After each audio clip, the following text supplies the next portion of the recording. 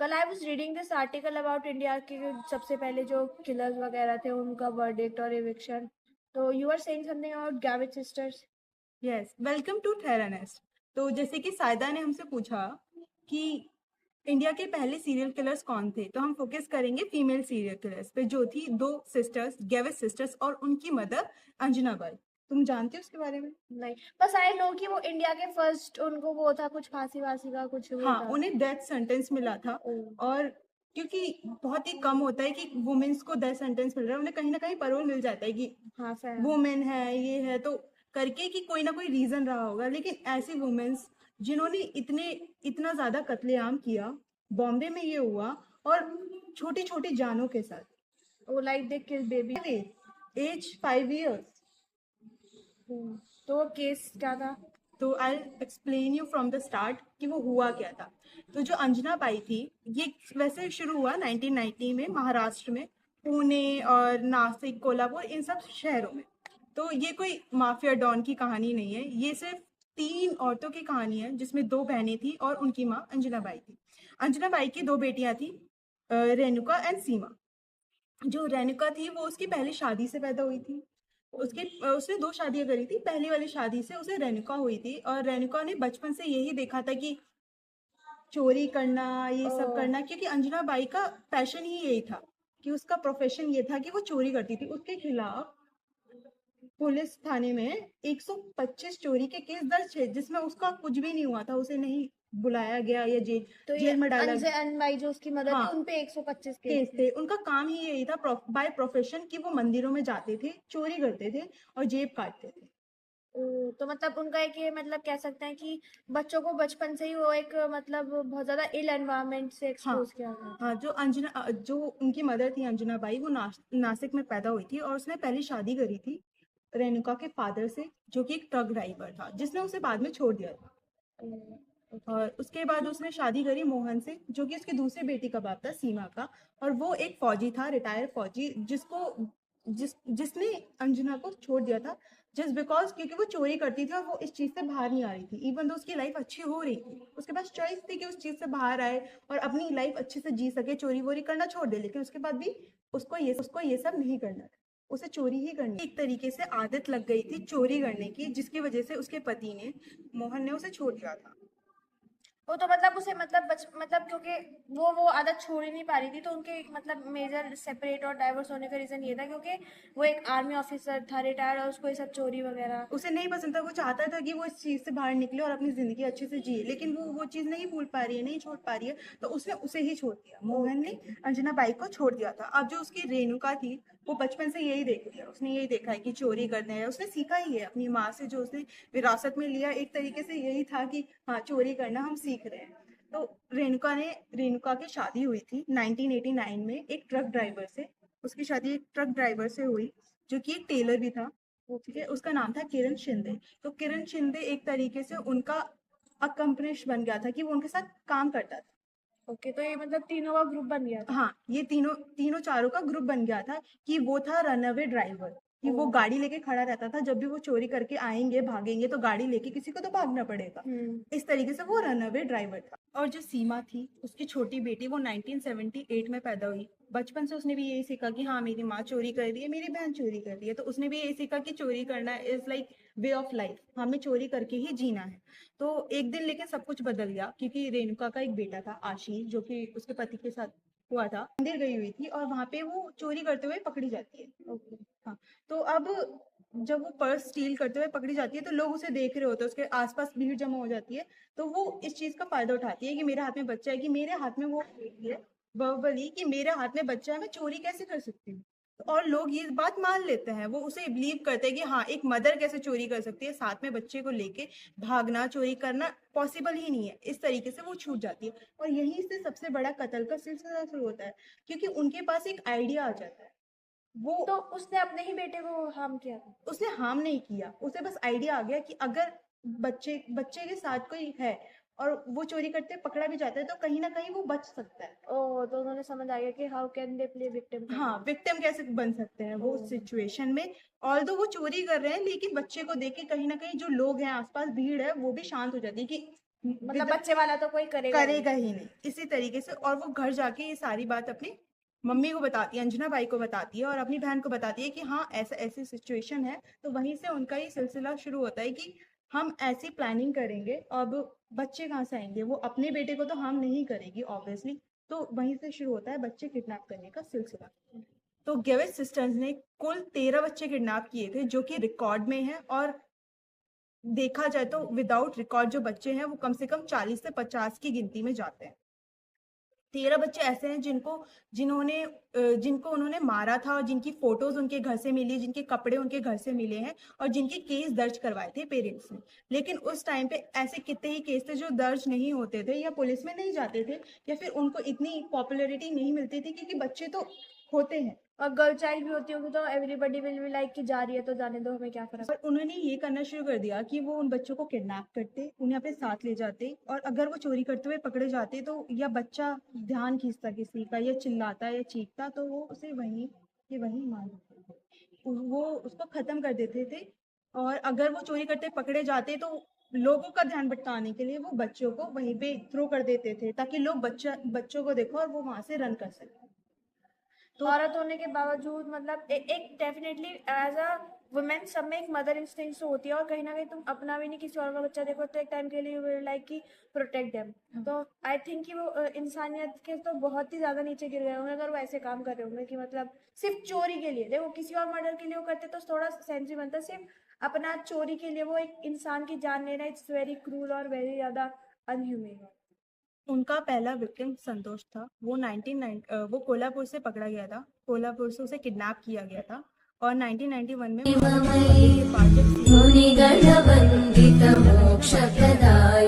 बच्चा जो उनके हाथ में था संतोष, उसको नीचे पकड़ के फेंक दिया। अगर वो बच्चा वहां पे जोर जोर से रो रहा था, जमीन पे था, उसे चोट लगी थी तो पुलिस भी आ सकती थी, इसलिए उसने एक लोहे की रॉड उठाई और लेजिट बच्चे को मारा और उसकी वहीं पर सबके सामने मौत। सबके सामने मारा उसने और हाँ। People were okay with it. नहीं, people were not okay with it, of course people were not okay with. वो वहां पे पकड़ी गई थी तो वो ध्यान खींचने के लिए उसे यहाँ मारा। लेकिन लोगों का ध्यान वहां भी था यहाँ भी था तो इतना किसी ने देखा नहीं, इतना कोई केस बना नहीं। हाँ, तो ये हुआ था। उसके बाद जब वो वहां पे उसने क्या किया कि बच्चे को उठाया, उठा के उसको टैक्सी स्टैंड होते हैं उसके पीछे फेंक दिया उसकी बॉडी को, क्योंकि वो वहीं पे मर गया था। उसकी बॉडी को टैक्सी स्टैंड के पीछे फेंकने के बाद उसने अपने कपड़े धोए और सारे के सारे जाके सीमा एंड सब मिलकर जाके उन्होंने आराम से ऐसे वड़ा पाव खाया जैसे कि कुछ हुआ ही नहीं।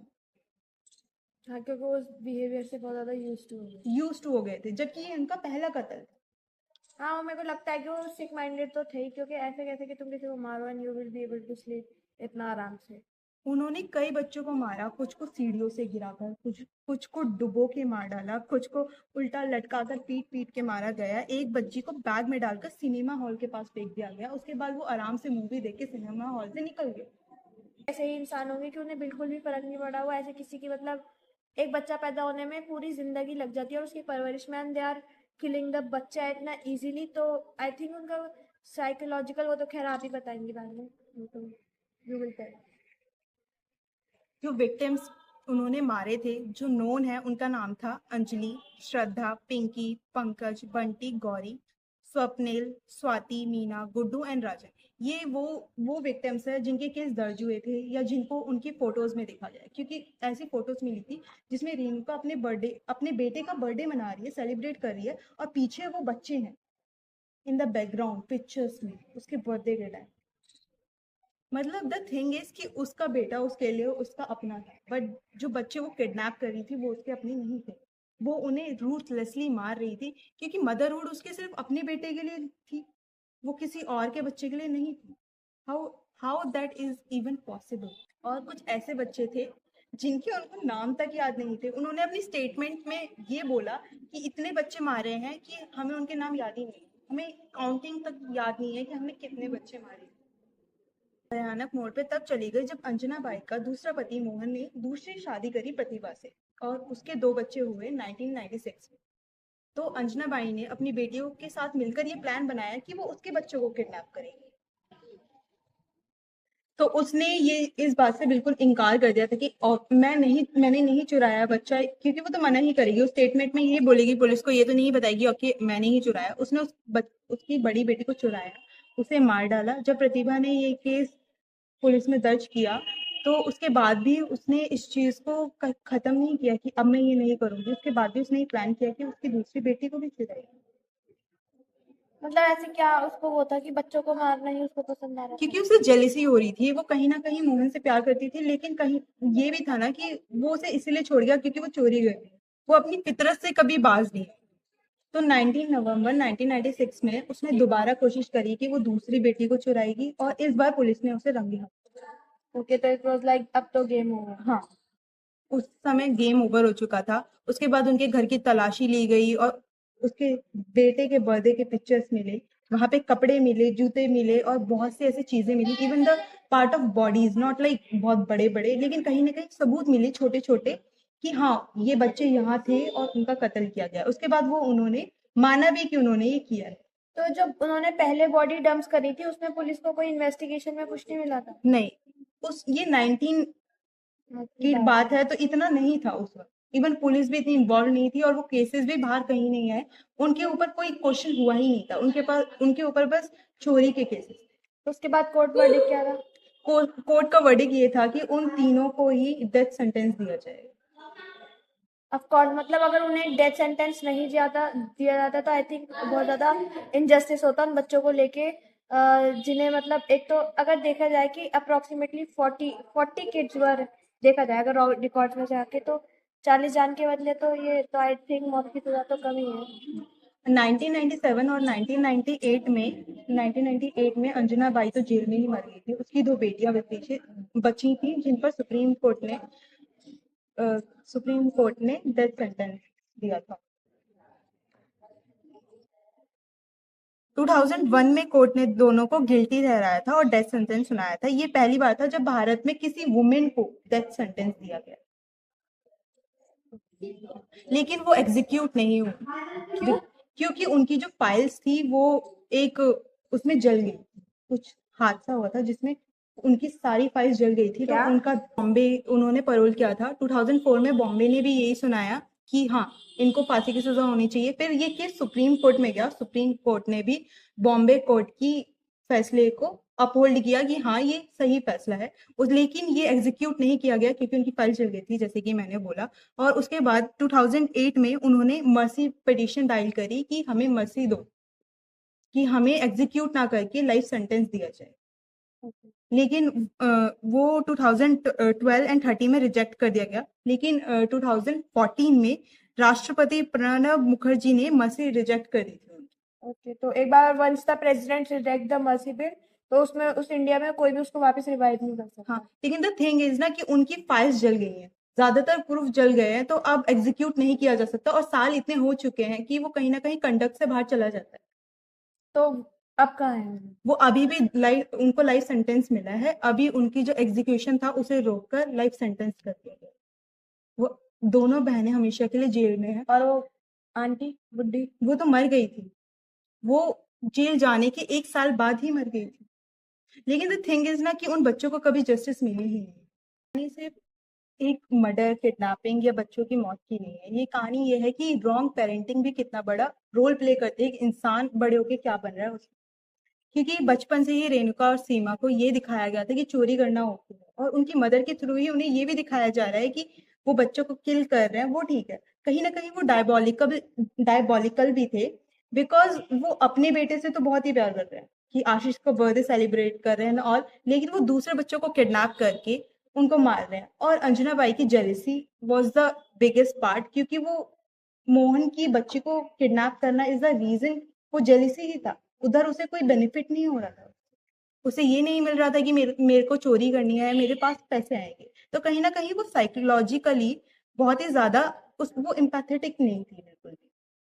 तो I think at the end हमें ये पता चला कि एक इंसान कैसे एक नॉर्मल बिहेवियर से एक बिल्कुल ही इविल बन जाता है बिकॉज उसकी ऑफ रॉन्ग प्रैक्टिसेस जो वो फॉलो करता है। और एक हम तरीके से देख सकते हैं कि आपकी रॉन्ग फीलिंग्स आपका गेम भी खत्म कर सकते हैं। इस वे में गेम खत्म होना सोसाइटी के लिए बहुत अच्छी बात है, क्योंकि उसकी जेलेसी ने उसको एंड में खत्म करवा दिया, जो उसने अपने एक्स हस्बैंड की डॉटर्स को किडनैप किया। तो जब हम कहते हैं कि हम एक सोसाइटी का एक प्रोडक्टिव पार्ट बनना है, तो दैट ऑल्सो मीन्स कि हमें अपनी पर्सनल लाइफ में अच्छी प्रैक्टिस करनी पड़ेगी।